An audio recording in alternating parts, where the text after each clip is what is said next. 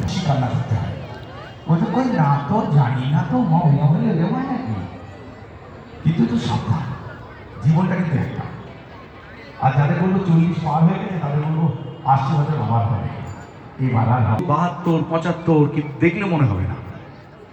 এই বোম্বের আমাদের 90-এর দশকে আমি বড় হয়েছি, যখন আমার যৌবনকাল, আমার চোখে স্বপ্ন, বুকের রামধনু, তখন আমি নিজেকে ভাবতাম আমি মিঠুন চক্রবর্তী, আর সামনের তাগড়া সব চেহারা নায়ক হয়ে ঘুরে বেড়াচ্ছে। কম বড় কথা ভাবার বাইরে। তো এই সময় আমাদের অনেক অসাধারণ সব গান ছিল, যে গানগুলো শুনে বড় হয়েছি আমি।